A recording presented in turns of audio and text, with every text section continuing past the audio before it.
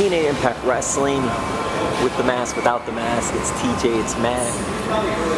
What is it like being involved with Impact Wrestling and pro wrestling altogether, and some of your background? I'm sorry, say that. What is it like being involved in Impact Wrestling, TNA, and involved in pro wrestling? Well, you know, it's I have yet to work a day in my life, so that's one thing. For me, it's probably a little different than most people. I kind of don't remember what life was like before wrestling. I started my career at the age of 13, so I've been doing it maybe about 17 years now. 13? How do you get involved at that young age? And where did you train then at that young age? Well, when I first was going into high school, I came in an all-sport athlete, and my dad really had aspirations for me to go to the NCAA for something. So I would attend all these meetings for you know, scholarship athletes, and I wanted to join the amateur wrestling team when I got to high school.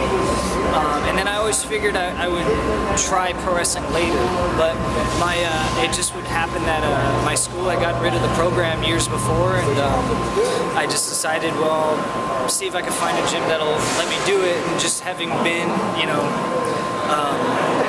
ingrained in pro wrestling growing up, I'd known that, you know, sometimes there was some informal training for some of the guys, and especially in Lucha Libre, which is where a lot of my roots come from. And for the most part, I couldn't find gyms that wouldn't take you unless you're 18. Right, unless you're 18, yeah. Exactly. And even if you were younger, usually 16, 17, if you get a parent-signed waiver. But right. You were fortunate to find one at 13. Yeah, no, I mean, at the time, and this was like 1998, so I mean, social media didn't exist. The world was a totally different place at that time. So most places you had to be 18 or even 21. I mean, they wouldn't allow people to just sign waivers even. But, you know, I'm from Los Angeles, so there's a lot of, you know, authentic Lucha Libre culture in the area. So, you know, I found some gyms that would let me come in and start working, you know, as a young teenager. And I started at 13, and I had my first match at 13, and it's been my job and career ever since. What was that like? You're 13 years old, not only training, but then actually going to the ring.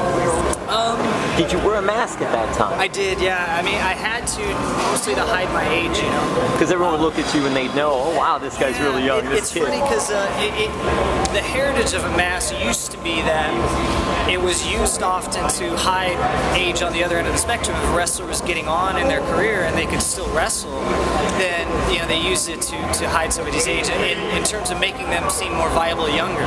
But for me, it helped me to be perceived as older, and you know, kind of got me you know, some more opportunities when I was younger that I otherwise wouldn't have had. Who did you grow up liking? Oh man, I could probably sit here for hours telling you that, but primarily growing up, I was really big on Tiger Mask, and I was really big on Eddie Guerrero. Eddie Guerrero has become something of a crossover inspiration for me, like just in terms of his personal life, maybe even more so than his career. He's become a huge inspiration for me, and to this day I still look to him for a lot of, you know, I look at him as a model for a lot of what I aspire to be. When you were training, who were some of the people that trained you?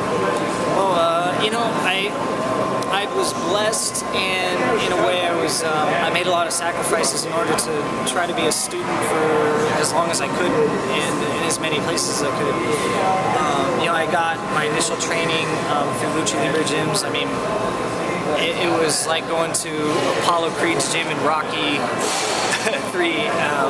It looked like that, it felt like that. But after that, you know, I spent time in the WWF developmental system when I was only 16. I was 15, 16 years old, and so that was kind of a big deal for me at such a young age to be in a WWF system. And then after that, I went to Japan. I actually stayed in the same dorm room as Chris Benoit used to. So, I mean, I was brought up there and did all the squats. I was treated like a Japanese young boy. I was one. And then they enabled me to be shipped off to Mexico, where I lived in Mexico City for a year, and I was still just 18 years old, and I was a student down there with Negro Casas and Satanico and a lot of the guys down there, a lot of the older wrestlers there now, and then after that I spent some more time in WWE developmental out here. I just, you know, everywhere I went I would seek out as much. I always wanted to be a student, you know.